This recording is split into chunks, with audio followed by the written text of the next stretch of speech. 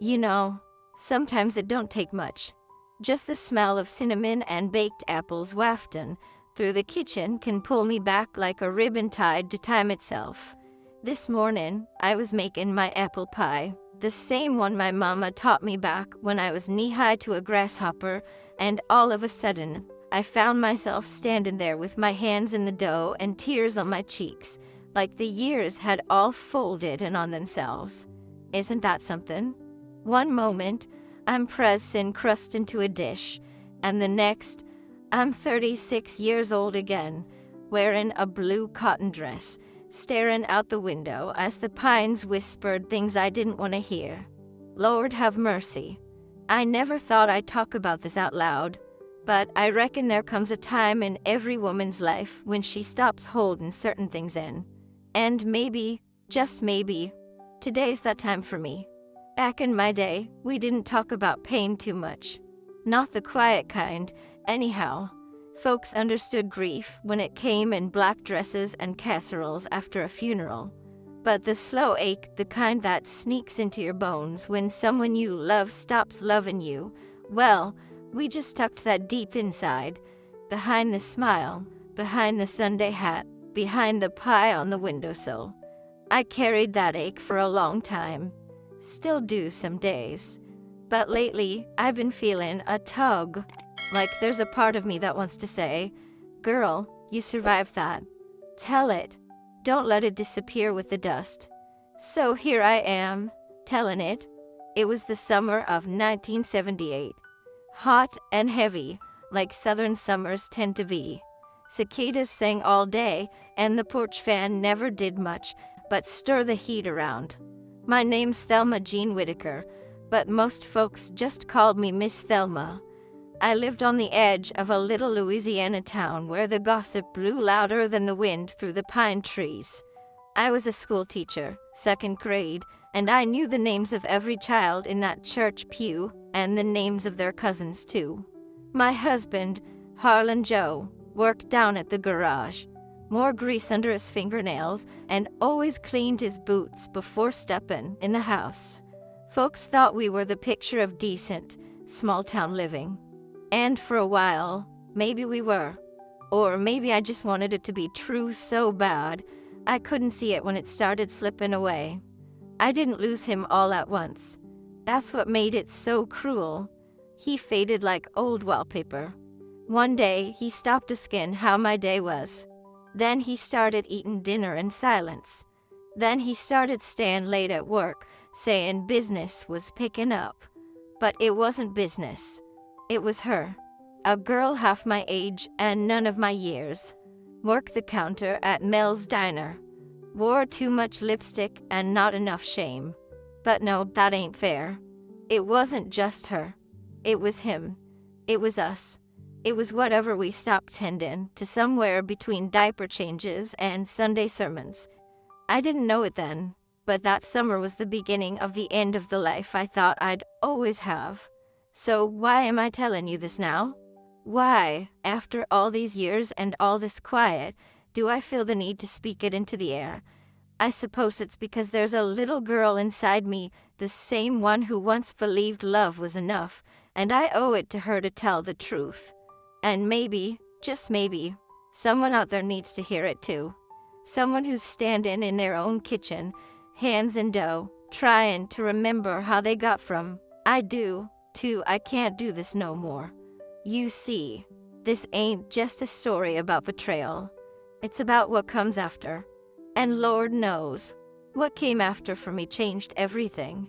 So sit down, sugar, pour yourself some tea, 'cause I've got a story to tell, and it starts on the night I realized my husband was looking at someone else like he used to look at me. Lord, it's funny how the heart remembers things the mind forgets.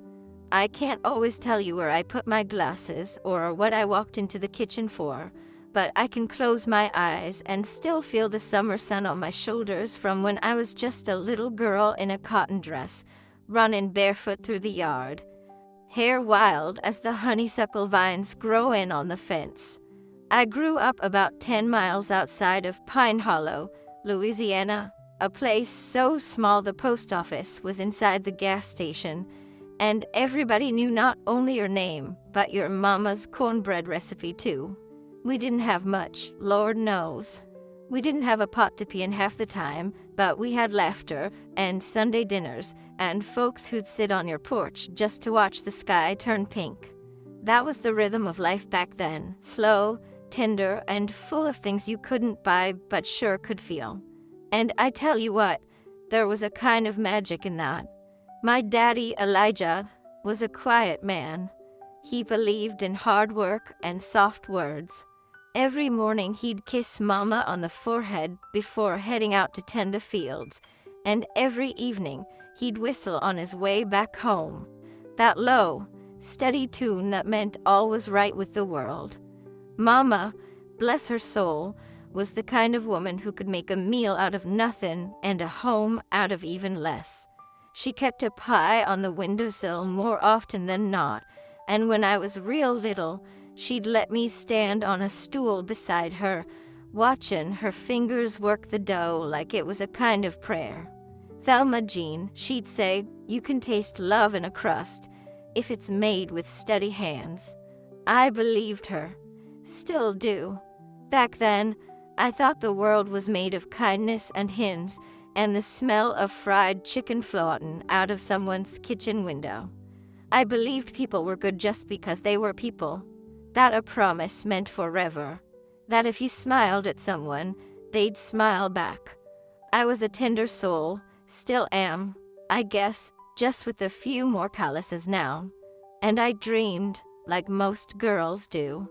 I dreamed of love, of letters in the mailbox, of someone waiting at the gate with a coat over his arm and his heart in his hands. I used to sit under the old pecan tree behind the house and write pretend wedding vows in my diary, not for anyone in particular, just in case. I wanted a house filled with laughter and a man who looked at me the way Daddy looked at Mama when she was hanging laundry in the breeze. I met Harlan Joe when I was just 18. He had a crooked smile and hands stained with engine grease, and he called me Miss Thelma like I was someone important. He wasn't the most handsome boy, but he had that soft southern charm, the kind that makes you feel like you're the only one in the room. We married 2 years later. I wore my mama's dress, and the church was full of wildflowers and sweat and joy. I remember standing in that doorway, looking at him, and thinking, this is it. This is the beginning of always. And for a time it was. We got ourselves a little house with creaky floors and a front porch swing. I planted roses out front, and he fixed up the old truck that coughed more than it ran. We had babies, 2 of 'em, and I went back to teaching once they were big enough for school. Life wasn't perfect, but it was ours. And oh, I believed in that life with my whole chest. Believed that if you gave love, you'd get love. That if you were faithful, so would they be. That people, even tired, worn down people, always come home. I held tight to that belief for a long, long time. Maybe longer than I should have. But I was raised on hope. And back then, I thought hope was enough to keep the walls from cracking. Turns out even the strongest walls have quiet ways of falling, slow, silent, and all at once. I remember the day clear as yesterday, though the calendar says it's been more than 40 years now. Funny how some days fade like old ink, while others burn themselves into your bones. It was a Tuesday hot as sin and just as heavy, the kind of Louisiana summer day where even the flies seemed too tired to buzz. I'd just finished up at the school, carrying home a box of little paper crafts from my second graders. Bless their messy hearts. I was tired, not just from teaching all day, but from carrying something heavier, that slow, growing silence between me and Harlan. You know the kind. It creeps in like mold behind the walls, quiet, unseen, but sure as daylight. And I felt it more and more in those days, even if I didn't have the words for it yet. That afternoon, I stopped by the post office like I always did on Tuesdays. It was inside the gas station. Miss Reba ran it, chain smoking and chatting with whoever came in. "You got a letter, Miss Thelma," she said, waving a pale blue envelope at me with that crooked grin of hers. "Looks like it came a long way." I took it in my hand and right away felt that funny little skip in my chest. No return address. Just my name in careful handwriting. It wasn't a bill, wasn't junk. It was something else. I didn't open it till I got home, sitting at the kitchen table with the ceiling fan doing its best. I slid my finger under the flap, slow and gentle, like it might bite me. And inside was a letter from my sister. Now you might say, "What's so special about a letter from your sister?" But you don't know my sister. We hadn't spoken in nearly 10 years. Not out of anger, really, just life. She married a Navy man and moved clear across the country. We wrote for a while, then less, and then silence. That's how it happens sometimes. But there she was on the page, talking to me like no time had passed at all. "Thelma," she wrote, "I had a dream about you last week. You were sitting in Mama's kitchen, looking so tired, and I felt like I needed to reach out. And Lord, did that hit me like a freight train. Because I was tired. Tired in ways I hadn't dared say out loud. Not to Harlan. Not to the kids. Not even to myself. And here she was, from miles away, putting her finger right on it. That letter, that little square of paper opened something in me. I couldn't explain it then, but my heart started beating different, like someone had knocked the dust off the shelves inside me. I cried right there at the table, the kind of cry that don't make a sound, just tears rolling down while the dog stared at me, confused. And that wasn't all. In that same week, like life had decided to stir the pot, I ran into Pastor Clyde outside the market. He wasn't from our church, but everybody knew him, kind eyes, voice like an old hymn. I was reaching for a jar of pickles on the top shelf, stubborn things, and he came up, took it down without saying a word, and handed it to me with a smile. "Miss Thelma," he said, like he'd known me all his life. And I felt that same funny flutter in my chest again. Not love, not yet, but something. A shift, a stirring. Like the wind changing direction before a storm. I don't know how else to explain it, but my spirit felt, noticed, for the first time in a long while. That week, between a letter from someone who once knew my soul, and the silent kindness of a stranger with eyes that saw me, really saw me, something inside me began to wake up. I didn't know what it meant. I didn't know what would come next, but I knew one thing. I couldn't keep pretending everything was fine, and maybe, just maybe, I didn't have to. You know, folks always imagine heartbreak as one big moment. A slammed door, a shouted word, tears falling like summer rain. But truth is, mine came like a leaky roof, slow drips you barely notice, till one day the whole ceiling caves in. After that letter from my sister and the small kindness from Pastor Clyde, something inside me started to stir, like a pot left too long on the stove. But stirring don't mean peace. In fact, that's when the real noise began. It started small. Harlan Joe came home later than usual, more than once. He said the shop was backed up, and I wanted to believe him. Lord knows I wanted to. But the lies started showing up in the little things, the way he didn't look me in the eye anymore. The smell of someone else's perfume clinging to his shirt like a secret I wasn't supposed to ask about. And still, I stayed quiet. That was just the way things were back then. You didn't raise your voice unless the house was on fire. You didn't air your troubles in public. And Lord knows, you didn't go scan your husband questions he didn't feel like answering. But inside, I was unraveling. I'd lay awake staring at the ceiling fan, wondering what I did wrong. Was I too quiet? Too tired? Not pretty enough anymore? Had he looked at her the way he used to look at me? I hated thinking like that. But those thoughts, They don't ask for permission. And the town? Oh, honey, small towns can be warm blankets or thorny bushes, depending on the day. Rumors started circling. Whispers in the produce aisle. Long glances in church. Nobody said it out loud, not to my face. But I could feel it.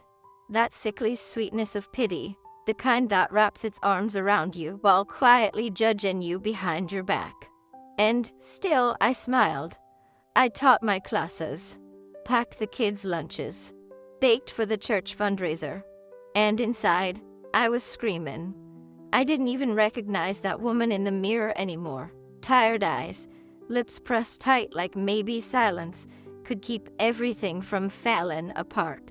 One night, I finally asked Harlan straight out, "Is there someone else?" He didn't yell. He didn't lie. He just sighed, sat down on the edge of the bed and said, "I ain't happy, Thelma." Just like that, like he was talking about the weather. I'll never forget those 4 words. I ain't happy. Not we. Not you. Just I. And right then, I felt something split inside me, clean and quiet. He didn't beg forgiveness. He didn't cry. He just looked tired. Maybe he was. But so was I. And the worst part? I didn't even cry. Not that night. I just nodded. Got up. Folded laundry like my whole world hadn't just tilted sideways. The next morning, he left early. And I sat in the kitchen with my coffee going cold, feeling more alone than I ever had before. I didn't tell nobody. Not at first. Not Mama, not the kids. Not even Bernice, my neighbor, who'd seen enough heartache in her life to write a novel. I felt ashamed, like I'd failed at something sacred. Back in those days, a broken marriage wasn't just a heartbreak, it was a mark. And I didn't want that mark on my children. So I held it in, smiled through parent-teacher meetings and church potlucks. But inside, I was battling guilt, rage, confusion. I didn't know what was worse, that he was leaving, or that I wasn't sure I wanted him to stay anymore. That's the hardest part of grief, I think, when you start doubting even your own hurt. And I'll be honest, sugar, I didn't know how I was going to make it. But that's when the Lord sends you quiet angels, not the kind with wings, but the kind who knock on your back door with a casserole and a soft place to cry. Bernice, bless her nosy heart, showed up that afternoon with lemon tea and eyes that said she knew. She didn't ask questions. She just sat with me. Sometimes that's all a soul needs, someone to sit in the ruins with you while you figure out how to stand again. I remember the sound of the screen door slamming. Funny how that's what sticks in my mind. Not his words, not the car pulling away, just that hollow slap of the screen door, like a final word I didn't get to say. It was a Sunday afternoon. The kids were out riding bikes with the neighbor boys, and I'd just pulled a pecan pie from the oven, Harlan's favorite, though I don't know why I bothered. The house smelled like sugar and cinnamon, but inside me, it was cold. Still, I'd felt it coming. For weeks, maybe longer. But that don't mean you're ready. I stood there in the kitchen, apron still tied at the waist, and he walked in not with flowers, not with remorse, just with that quiet look I'd come to dread. Eyes empty like he'd already packed everything important. He didn't sit, didn't touch me. He just said, "I think I'm gonna go stay with Cheryl for a while." Just like that. Like he was telling me he was out of coffee. I felt my knees lock. My breath caught in my throat like I'd swallowed glass. I looked at him, really looked, and I swear I didn't recognize the man in front of me. My Harlan, the man who'd once built me a porch swing with his own hands, who'd held our babies like they were sponge sugar, was gone. Replaced by the stranger in his work boots, smelling of someone else's perfume and bad decisions. And the worst part? He looked relieved, like he'd finally said the thing that had been scratching at his ribs. "I don't love you the way I used to, Thelma." That's what he said next. And in that moment, time stopped. I remember it plain as day, the ticking clock above the stove, loud as thunder, just stopped. Or maybe it kept going, but I was frozen. Couldn't hear nothing, couldn't move. Just stood there, with my hands still dusted in flour, staring at the man who was talking my whole world and walking out the front door with it. I didn't cry. Not then. That came later. I just nodded, numb, like he'd asked if I wanted the window open. And he left. No suitcase. No goodbye to the kids. Just his truck coughing down the drive. I sank to the kitchen floor, back against the cabinets, feeling like the air had been sucked out of the house. And right then, in that sacred silence, I broke. I sobbed from somewhere deep, not from my throat, but from my bones. I remember thinking, so this is what it feels like when the person who promised forever gives you their absence instead. I'd never felt so small, so hollow. I thought about Callan, someone, Bernice, my sister, the pastor, but I couldn't move, couldn't speak. Just sat there with the pie on the table and the love gone out the door. And I tell you what, that was the moment I stopped being the version of me that waited. Waited for him to come home. Waited for things to feel right. Waited to be chosen. I realized in that still, short an hour that I'd been begging for breadcrumbs when I'd been baking whole pies. And Lord, that truth cut me deeper than his leaving ever could. I had given and given till there was nothing left of me but polite smiles and tired hands. And for what? For someone who couldn't even say goodbye to his children? That was the day I decided I wouldn't be the woman who sat waiting at the window. Not anymore. I didn't know what came next. I didn't know how to heal. But I knew I couldn't keep living in a house where love had packed up and left. Something in me cracked wide open that day, and light, even just a sliver, finally started to shine through. After he left, the house got quiet in a way I wasn't ready for. Not the peaceful kind of quiet, no ma'am. Not like sitting under the stars with a blanket and some sweet tea. This was the kind of quiet that echoes. The kind that makes the floorboards creak a little louder, the wind sound a little lonelier. The kids still laughed, bless their hearts, but even their joy felt far away, like it was behind a pane of glass I couldn't reach through. I kept moving packed lunches, graded spelling tests, folded laundry, but I was somewhere else. Somewhere deep and gray. Folks would ask, "How you holdin' up, Miss Thelma?" And I'd smile that same Sunday smile I'd practiced in the mirror, saying, "We're getting by," even though I didn't know what getting by meant anymore.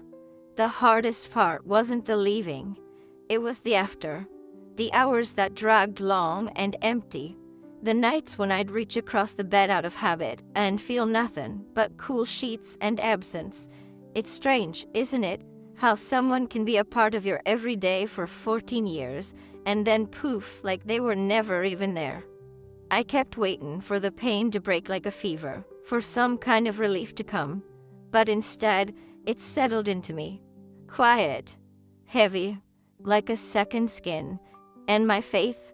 Well, it didn't break, but it bent. I still went to church, still bowed my head, still sang the hymns. But I wasn't singing to anything. Not really. I just needed the routine. I needed to sit in that pew and pretend I still understood how the world worked. But the truth is, I didn't. I didn't understand how a man could kiss you goodnight for over a decade and still walk away like it was nothing. I didn't understand why love didn't hold like it used to, or maybe it never did. Maybe I just believed hard enough for both of us. And that's what stung the most, not that he left, but that I believed in him more than he ever believed in us. I started questioning everything. Was I blind? Was I foolish? Was I less than I thought I was? I found myself shrinking. I go through whole days barely speaking. I stopped wearing lipstick, stopped listening to music. I even stopped baking for a while. And Lord knows that's when Bernice got real worried. You ain't put out a single pie in 2 weeks, Thelma Jean. That ain't right. But I just didn't have it in me. The joy had drained out of things I used to love. Even my hands felt tired. I wasn't angry, not then. The fire had burned out. What came after was ash. Still, cold. I'd sit on the porch at night with my cup of coffee going cold and wonder, is this just it now? Is this who I am without him? But deep down, beneath all that stillness, there was a tiny hum, like the low, distant roll of thunder before the rain. It wasn't hope yet. It wasn't strength. But it was something. A whisper that said, "You're still here." I didn't know what to do with that whisper. I didn't trust it. But I heard it. And that was the first step. You know, sometimes the smallest thing can bring you back to life. Not a grand gesture, not some great revelation. Just a tiny moment that says, "Hey now, you're still breathing, duh." For me, it was a pie. Of all things, a pie. It had been weeks since I'd baked one. My kitchen felt like a shell of itself. The aprons still hung by the door, but they hadn't seen flour in days. Then one Friday afternoon, Loretta, my daughter, came home from school, eyes big and bright, holding a crumpled flyer in her hand. "Mama," she said, "they're having a bake sale at the church. I told Miss Darlene you'd bring your pecan pie. I didn't think you'd mind." And just like that, this little girl, 12 years old, wearing mismatched socks and hope in her voice, gave me a reason to stand up, tie my apron, and pull out that old bowl with the crack in the rim. I didn't feel ready. I still felt hollow in places. But I baked that pie anyway. Hands slow at first, unsure, like learning a song I hadn't sung in a while. But then, something shifted. As I folded in the sugar and vanilla, I felt something I hadn't felt in weeks. Warmth, not from the oven, but from me. That Saturday, I brought the pie to the church and set it down among the cakes and cookies, and wouldn't you know it, folks gathered round it like it was made of gold. "Miss Thelma's back," someone said. And it wasn't just about the pie. It was the look in their eyes. They saw me again, not the woman whose husband ran off, but me. The woman who made the best damn pie this side of the river. Bless her soul. I smiled. A real smile. The kind that starts somewhere deep and slow and finds its way to your eyes. And just like that, I remembered who I was before the ache set in. Not just a wife. Not just a woman left behind. But Thelma Jean Whitaker. Teacher. Mama. Pie maker. And still a woman worth seeing. After that, things didn't magically get better. Life ain't like the movies. But I started talking little steps. I'd sit on the porch swing again, coffee in hand, not just to mourn but to watch the world. I noticed the birds again, the way the light came through the pine trees. I started writing letters back to my sister, long ones, full of stories and silly things. And Pastor Clyde, well, he stopped by more often. Said he was just checking on me, but sometimes he brought flowers from his garden or a book he thought I might like. He never pushed. Just sat with me. Sometimes we didn't say much. Just listened to the wind. And one afternoon, he looked at me and said, "You ever think about selling those pies of yours at the market? Folks would eat 'em up." I laughed at first. Lord knows I hadn't thought about starting anything new. But that little whisper inside me, the one that had gone quiet for so long, it stirred. Not shouting, not certain, just stirring. And I thought, maybe, just maybe. That's the thing about second chances. They don't always come wrapped in confetti. Sometimes they come in quiet moments, small kindnesses, the feel of flour between your fingers. And sometimes they come when you say yes to something simple. A pie, a porch conversation, a Sunday morning smile. It didn't come all at once, no sir. There wasn't no sunrise moment where the pain just packed its bags and left. Healing, I found, don't knock on your door in pretty packaging. It comes in quiet bits, little surrenders, tiny mercies. But I remember the morning I made my choice. Not because of something loud, but because of how still everything was. The house was empty, kids off at school, and I was in the laundry room, folding towels, humming without even noticing. And right there, holding a soft blue towel to my chest, I stopped. I looked down and saw my hands, the same hands that had rocked babies, baked pies, held Harlans when we were young, and I thought, Lord, these hands have been through enough. And they're still working. Still here. That's when it hit me, like a whisper through the pines. You don't have to carry this forever. I sat down on the edge of the bed and cried, not the same kind of cry I'd done when he left. Not the wild, broken sobs that come from being shattered. No, this was different.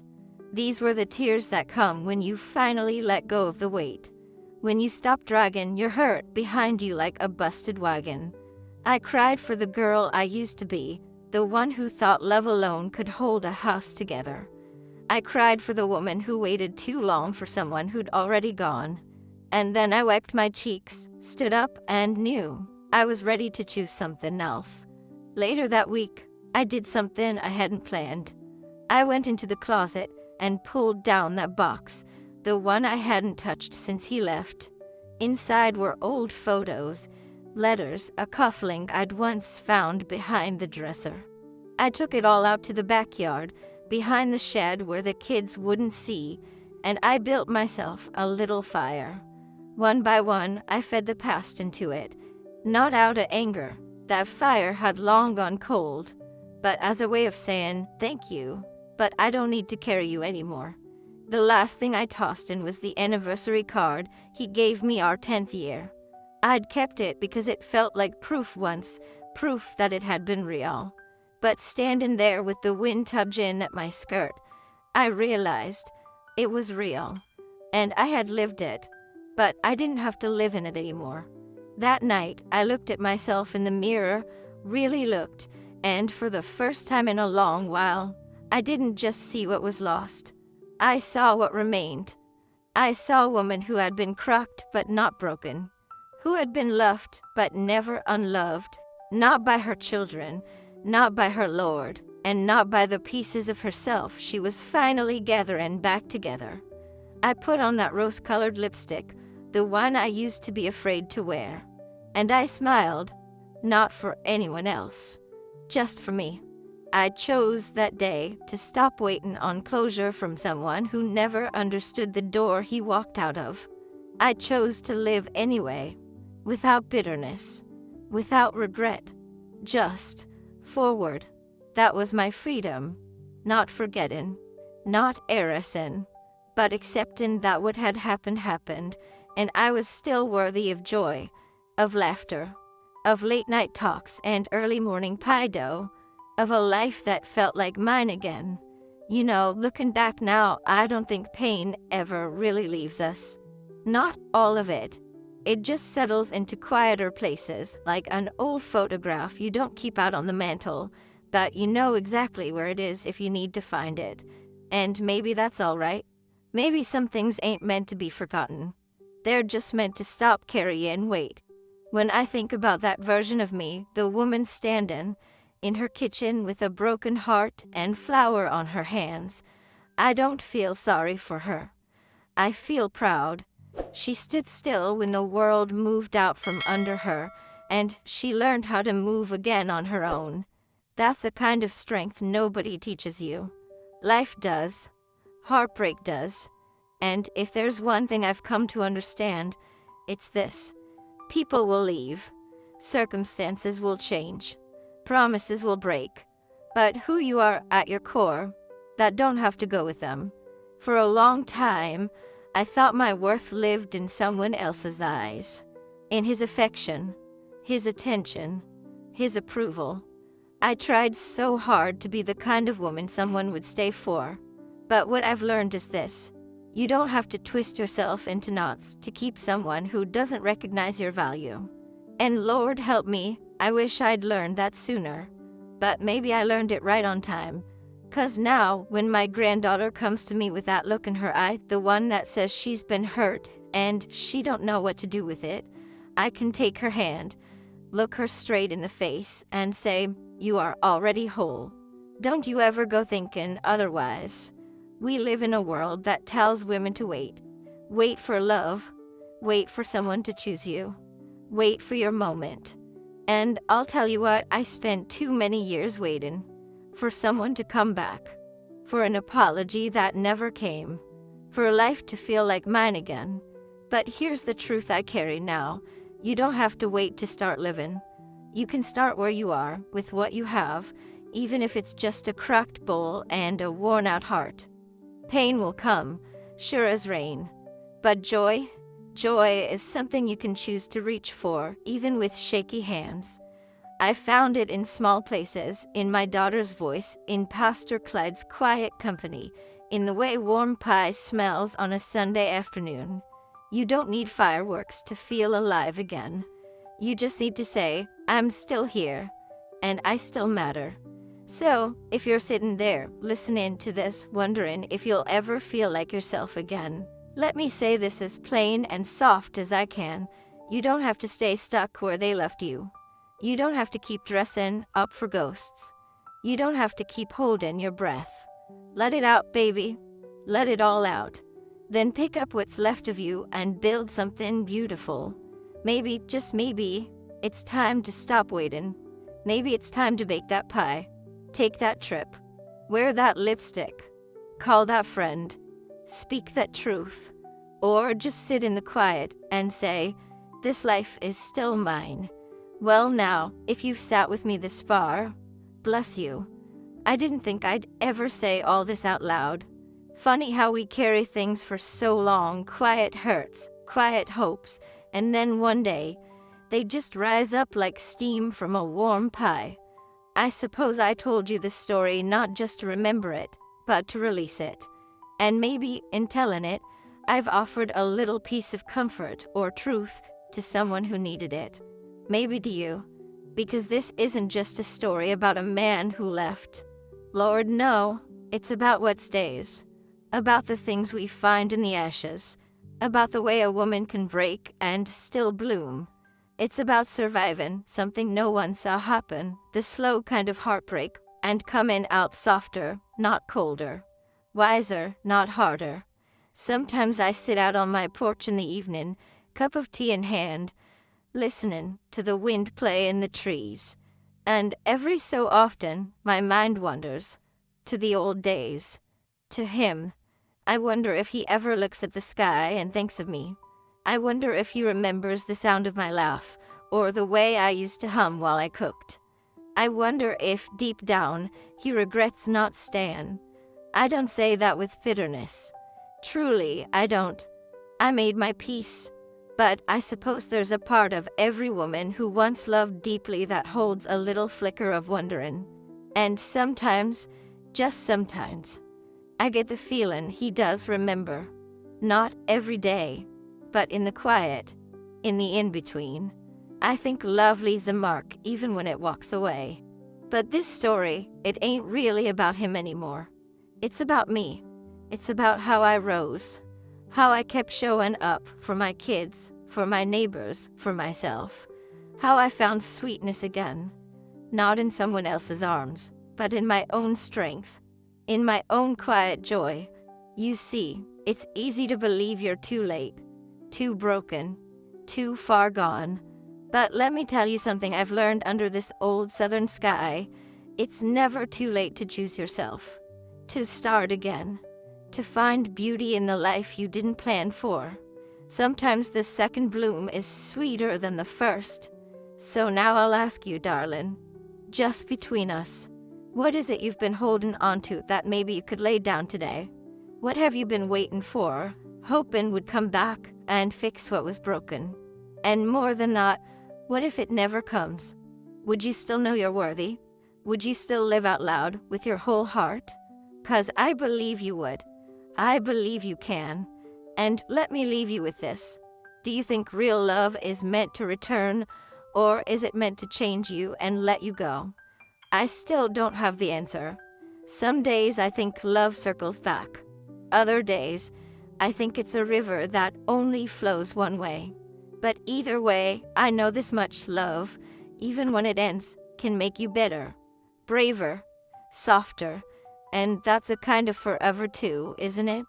So here I am, Granty, as the grandbabies call me, sitting on this porch, watching the sky turn lavender, thinking about the stories we carry.